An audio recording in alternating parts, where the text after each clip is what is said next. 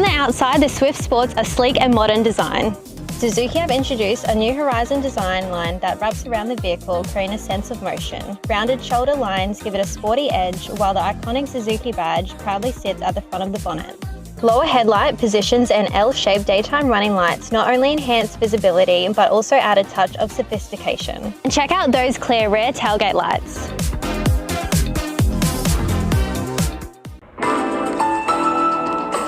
A LISTNR production. G'day, it's Tom Perri with you. Regional Victoria's hotspots for solar uptake have been named, with the state's rooftops now generating enough electricity to match the coal-fired Loy Yang A power plant. James Royce reports. Victorian rooftops are now generating up to 2,100 megawatts of power on a sunny day as the number of households statewide with rooftop solar explodes. More than 78,000 solar panels, hot water systems and batteries were installed across the state last year. Across regional Victoria, Mildura had the highest uptake, followed by Shepparton, Wangaratta, Traralgon and Wodonga. Rebates and interest-free loans remain available for eligible households looking to go solar. There's also assistance for those wanting to upgrade to an efficient hot water system.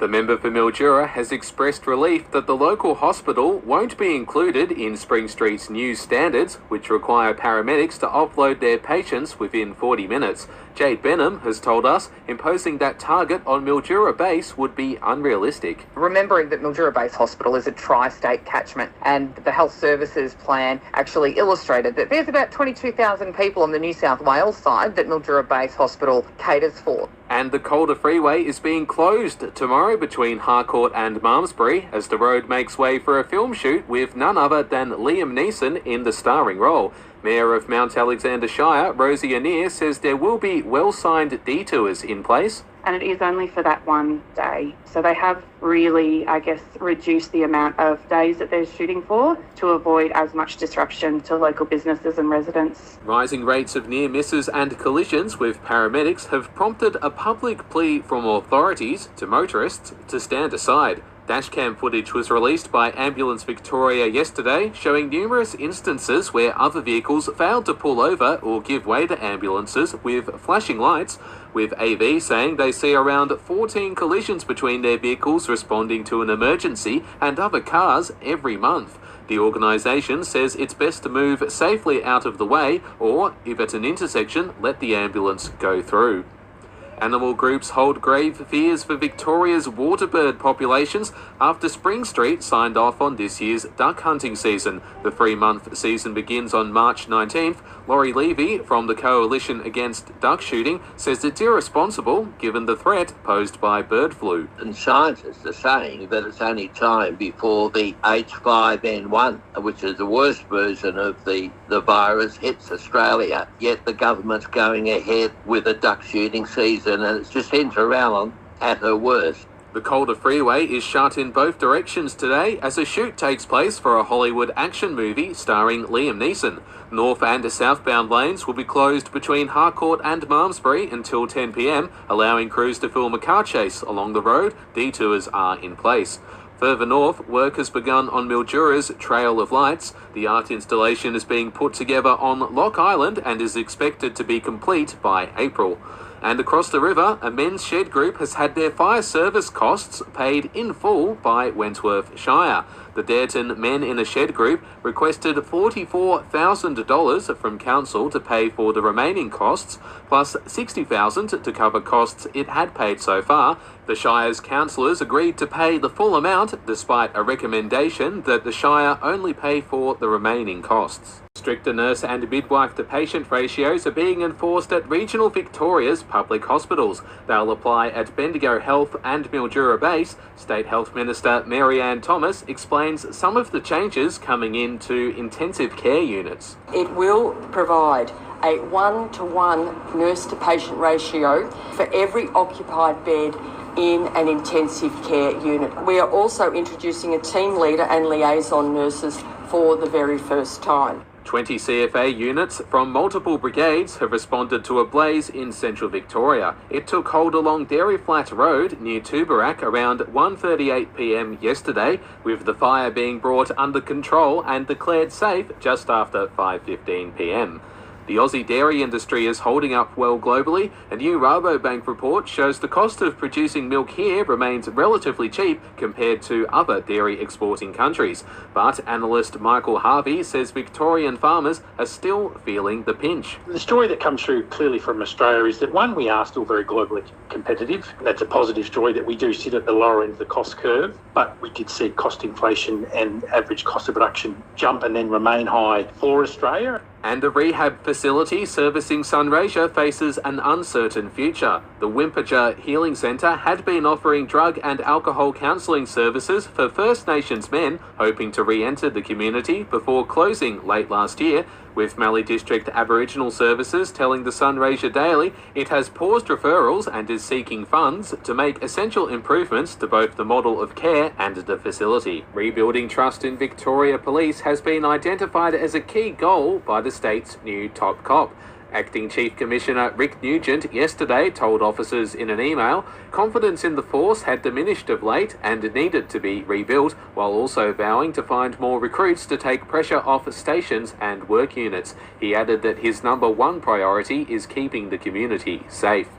The autopsy results of a man who perished in a Redcliffe's house fire have been shared in court, revealing he had a blood alcohol reading of 0.11 as well as multiple sedative substances in his system. That evidence was provided to Victoria's Supreme Court yesterday as part of the ongoing murder trial of David Cartledge, who's accused of killing David Butler in February 2023.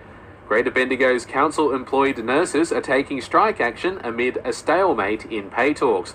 Their protected industrial action began last Friday, which includes only working during rostered hours and a refusal to do administrative tasks, but healthcare will still be provided. Child health and immunisation nurses are currently seeking from council a 10% wage rise over 3 years.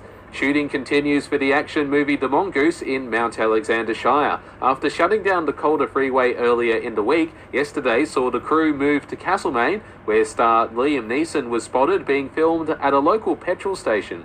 And feedback is still being sought by Mildura Council as they put together a brand new 4-year plan for the region, with Mayor Helen Healy encouraging ratepayers across Sunraysia to help. If you've got a neighbour or a friend who you think is missing out on their opportunity to have your say, sit down with them, take your device in and do the survey with them. Just spread the word that this is a really important document for our community. You can have your say via Mildura City Council's website until tomorrow. Peter Dutton insists he supports regional and remote travellers despite slamming the federal government for its bailout of Rex Airlines. Canberra has agreed to buy the airline's $50 million of debt and will work with administrators in the hope a buyer can be found. But Peter Dutton has told Nine he worries it could be chaotic if the Commonwealth is in charge. We want to see regional airlines supported, but not in government ownership. The government can't run an airline. Anthony Albanese can't run a government. He's not going to run an airline. The CFA has responded to a hayshed fire in central Victoria. It took hold on a property in Maya near Lake Eppalock around 5 p.m. yesterday, with 9 units from multiple brigades called to assist. The blaze was deemed under control just before 6 p.m. and declared safe half an hour later. 2 teenagers have been taken to hospital following a 3-car crash on Bendigo's Waroona Avenue. Ambulance Victoria says their paramedics were called to the scene around 4:45 p.m. yesterday, and that the high school-aged girls were transported to Bendigo Health with minor injuries in a stable condition. And the member for Mallee has responded to media reports implying the leasing of a shopfront in Horsham amounted to improper use of taxpayers' money. It was revealed earlier this month that the Mildura-based MP had used nearly $25,000 in public funds to hire the office space, which has National Party branding but is unstaffed, prompting claims that constituents had been misled and entitlements misused. Speaking to the Sunraysia Daily, Dr. Anne Webster said her hope is to fully operate the satellite office when more funding becomes available.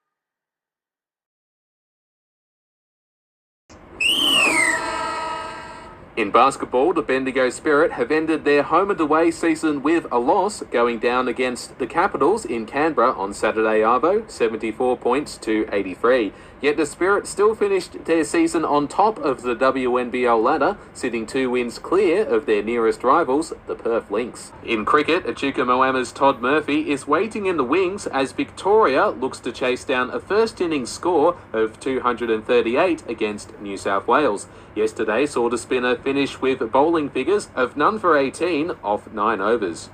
In basketball, Sammy Whitcomb's golden year in the WNBL continues, having been named the Bendigo Spirit's most valuable player for the 2024-25 season. The 36-year-old was given the honour at the club's awards night held yesterday and comes after she earned the league's MVP award earlier this week.